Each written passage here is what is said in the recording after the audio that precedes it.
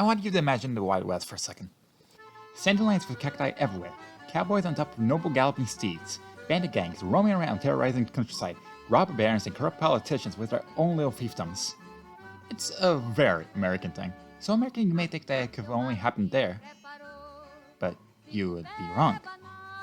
Periods of major social and economic change in isolated cut off from the world regions tend to follow this trend as they are generally not well administrated by the regional or central authorities, creating an environment where the local population has to survive on its own. Some examples from the rest of the world are the Eurasian steppes and the Australian bush, which have their good share of folk outlaws.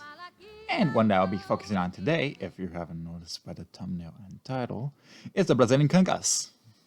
The cangaço happened in the Sertão, a semi-arid shrubland located in the northeast region of the country. Once the political center, the Northeast had fallen into disarray as the economic cycles that sustained trade had ended in the 17th and 18th centuries, with power moving south to the more prosperous areas like São Paulo and Rio de Janeiro. Couple that with constant instability handed down from the imperial and republican struggles for authority, as well as many prominent droughts during the 19th century, the land was a backwards and forgotten part of the nation that suffered under the iron rule of the colonels, agrarian oligarchs that dominated the later Old Republic.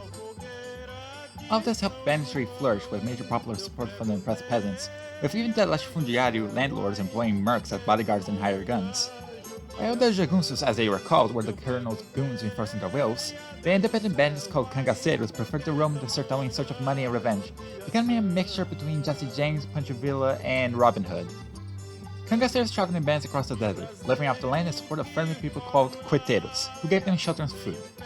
In exchange for the locals' loyalty, the gangs paid extra for any purchase, giving a part of their loot to charity and funding churches, parties, and overall helping the small towns survive the state of absolute poverty they were in. In contrast, the cangaceiros treated the rich much more poorly. Extortion was their modus operandi, with kidnapping offering some handy ransom money. It's not like they were gentle either. Bandits had no reservation for some nasty things, murder and rape being common for a cangaceiro to do. There's a reason that even in a violent country like Brazil, they're still very controversial. The curious thing about the whole phenomenon is what people remember from it. More specifically, just the last 20 years. There was action in the Sertão since at least the 18th century. The first person that could be considered a cangaceiro was José Gomes, who went by the name Cabeleira during the late 1700s. He was followed by more bandits like Lucas da Feira and João Calangro in the 1800s, until 20th century Brazil showed its ugly head under Republican control.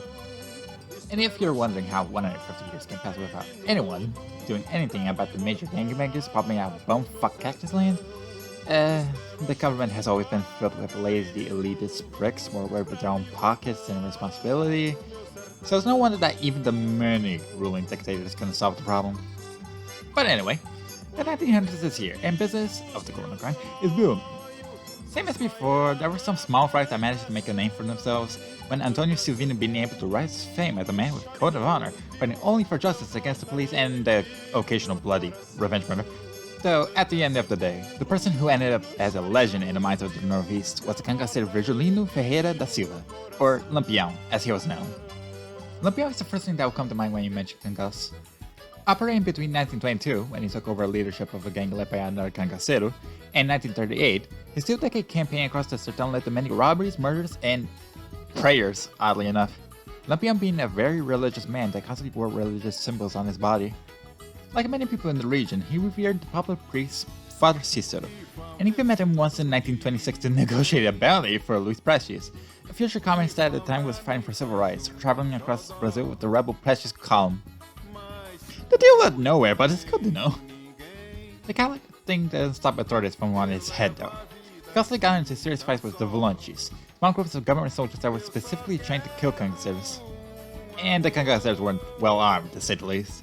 A lot of their guns were stolen from the cops, with revolvers and rifles being the main arms of the bandits, the Parabellums, aka the Beauty Stoppers. Well, maybe. The name likely came from the Parabellum Lugers that government troops carry, so there's probably a mix-up on the origins of the name. I don't know. Besides, Valence preferred the Hotchkiss machine guns to kill cangaceiros. Spending hundreds of bullets on a single bandit is worthwhile if you can avoid the terrifying fishing knives. Ooh, smells like sardine. Because Lampião was so notorious, he attracted a lot of colorful characters. His girlfriend Maria Bonita was also a prominent cangaceiro that joined Lampião's gang in 1932, helping in battles against the police and Volantes. And with Maria's entry, many women were also able to turn to crime, like Dada, who was the only cangaceira allowed to carry a rifle in the gang. And she also had a weird relationship with another bandit, Corisco, Lampião's second in command. Corisco assaulted her when she was fucking 12 and ended up marrying Dada, which... fuck you? Even after Corisco left the gang in 1938, Dada went with him, supposedly out of free will. So, I don't know, I don't get it. Maybe a psychiatrist can explain this? Anyway, Red Man over here was also known as Diabo Loiro, or the Blonde Devil, cause he was blonde and he was a total curler. I don't need to explain him anymore. Oh, and if you were wondering where all this old footage came from, take Benjamin Boto, a photographer that got the blessing from Lampião to film the gang after Limphead was sure he wasn't an assassin. They had a pretty good run even when the old Republic fell in 1930 to Getúlio Vargas, who took power in a coup. But he eventually got sick of them, so after he had another coup in 1937, I don't get it, to start his own cult of personality regime, the Estado Novo, or the New State, he ordered the destruction of all considered gangs to destroy order in the country. Boto was arrested and his films confiscated, dying 1 year later after being stabbed 42 times, more than likely by the government, but it's a mystery. In 1938, Lampião and his gang were ambushed by troops led by Lieutenant João Bezerra after one of the cangaceiros initiated avalanches up at their location, resulting in the deaths of Lampião, Maria, and 9 more bandits by machine gun fire. The cops also cut their heads off and paraded the remains across the northeast, their bodies only being properly buried in 1965. And finally, in 1940, Corisco and Dada were caught in an ambush by Lieutenant Zé Rufino, Dada being shot in the leg so hard she had to have it amputated, and Corisco being gunned down and killed. With this, no major cangaceiro gangs were left, marking the end of the Cangas. At least from what I read. Truth be told, I'm not satisfied with the conclusion that many have on this subject. You can't kill a few key people in a popular movement and expect it to disappear. And also be severely weakened with many of his adherents focusing on other strategies to get what they want. So, I don't know, given the lack of examination that I consider sufficient, I'll spitball a theory here real quick. Don't take it at face value. I suggest you read a bit more into this subject so you can have your own conclusions, but here's what I think helped end the Cangas. From what I could gather, although the problems the Northeast have are still present to this day, the extreme poverty, harsh droughts, severe corruption, so on, the other reason that Cangaceiro stopped being a threat was the industrialization of Brazil. Even though there were attempts at industrialization before, it was only when Vargas became dictator that industry became an economic priority.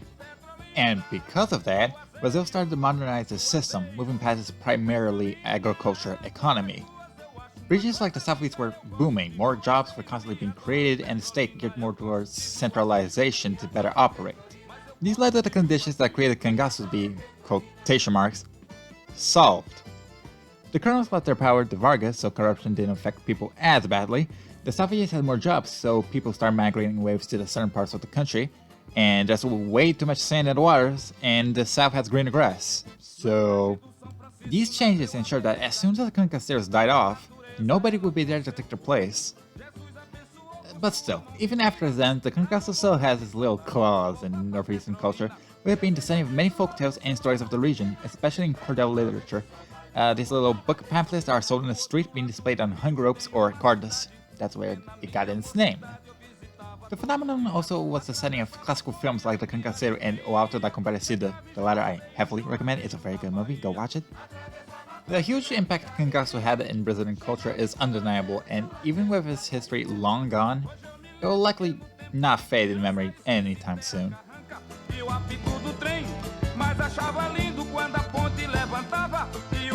Passava